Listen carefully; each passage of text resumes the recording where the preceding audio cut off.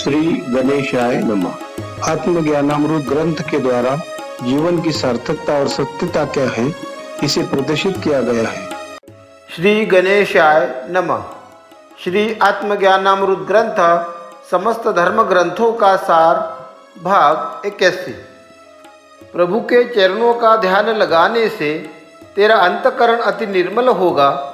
भगवान के मूर्ति से भी जल्दी संतों के दर्शन से तेरा मन पवित्र होगा। चित्त को प्रसन्न रखने से सदा ही तेरी वाणी में सत्य का संचार होगा। जीवन में हमेशा सत्कर्म करने से निश्चित ही तेरा भाग्योदय होगा। श्लोकार्थ। जब कोई साधक भाव विभोर होकर अनन्य भाव से भक्ति करते हुए परमात्मा के चरणों में ध्यान लगाता है, तब उसका मन मलिनता से अलिप्त होकर वह एक बालक की तरह निर्मल तथा कोमल हृदय से ओतप्रोत हो जाता है। इससे भी अधिक महत्वपूर्ण गुरु की महत्ता को बताते हुए संत पुरुष कहते हैं कि मंदिर में जाकर परमात्मा की मूर्ति का दर्शन करने से जो मन प्रसन्न होता है, उससे भी अधिक तीव्र गति से संतों के समागम में रहने से या उनके दर्शन से मन पुलकित तथा आनंदित हो जाता है। व्यक्ति अपने चित्त को सदा प्रसन्न रखे तो उसकी वाणी शुद्ध होकर वह सदा सत्य का आचरण स्वतः ही करने लगता है तथा व्यक्ति अपने जीवन में सदा सत्कर्म करते रहा तो निश्चित ही व्यक्ति का भाग्योदय हो जाता है। इसमें जरा भी किंचित मात्र संशय नहीं है। रात भर जागने वालों को रात का समय बड़ा कठिन सा लगता है। चलते चलते थक जाने पर एक कदम भी चलना मुश्किल लगता है। सतधर्म का अभाव होने से जीवन का समय काफी बड़ा लगता है। धर्म का उल्लंघन करने से आत्मा परमात्मा का सफर दूर लगता है। श्लोकार्थ। मुसीबत के घड़ियों में जब व्यक्ति पर रात भर जागकर रात बिताने का मौका आता है, तब उसे रात का वक्त बहुत कठिन लगने लगता है। यदि कोई व्यक्ति राह में चलते चलते थक जाता है, तब उसे कोई कहे कि और कुछ दूर चलना है, तब वह परेशान हो जाता है। यदि कोई मनुष्य बुराई के मार्ग पर चल रहा है तथा उसके जीवन में सद्विचारों का कोई स्थान नहीं है, उस स्थिति में जीवन का वक्त कटना मुश्किल हो जाता है। और यदि कोई व्यक्ति धर्म का आचरण ना करे, नीति नियमों का पालन ना करे तथा स्वार्थ सिद्धि के लिए दूसरों के साथ शास्त्रों के नियमों के विरुद्ध कार्य करे, तो उसके आत्मा का विकास रुक जाता है। इस स्थिति में यदि वह परमात्मा से साक्षात्कार हो जाए, इस प्रकार की कामना करता है, इस कार्य के लिए यह सफर उसे काफी कष्टदायक हो जाता है।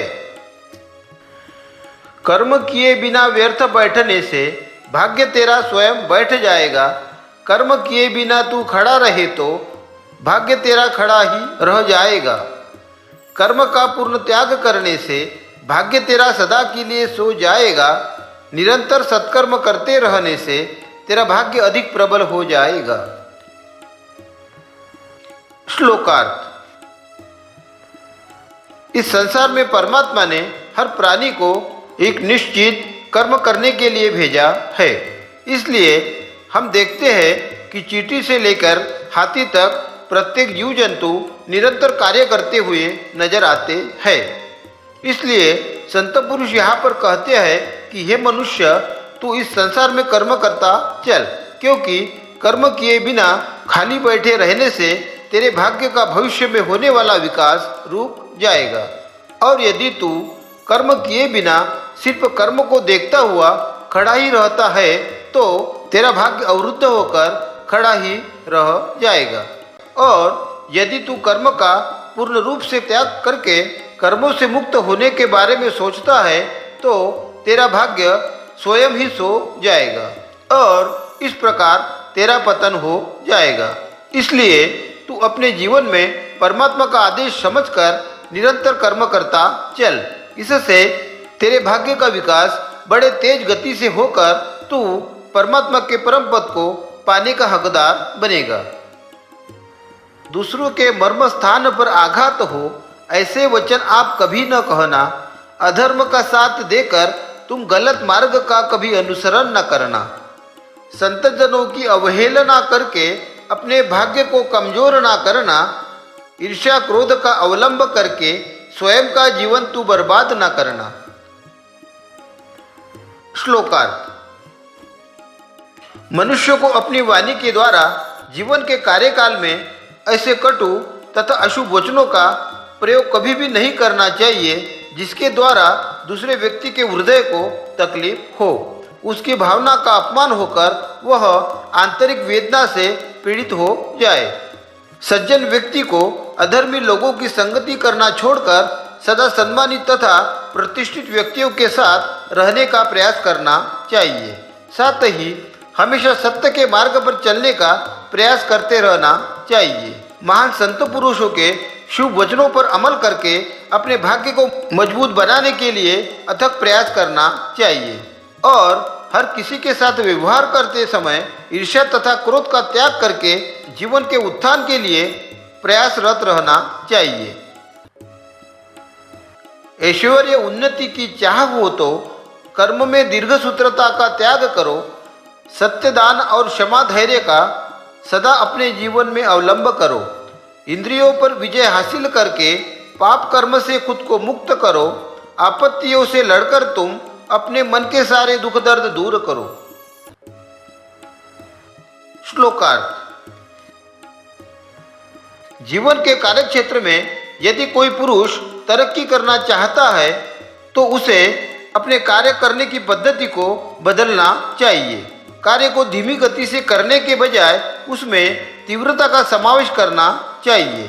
साथ ही अपने जीवन में सत्य, दान, क्षमा तथा धैर्य जैसे सद्गुणों का पालन करना चाहिए तथा अपने इंद्रिय विषयों पर नियंत्रण रखते हुए पाप कर्म से सदा मुक्त रहने का प्रयास करना चाहिए और जीवन में आने वाली सभी विपदाओं को दूर करते हुए विपरीत परिस्थिति में संभाव रखकर दुख तकलीफों से छुटकारा प्राप्त करने के लिए प्रयत्नशील रहना चाहिए।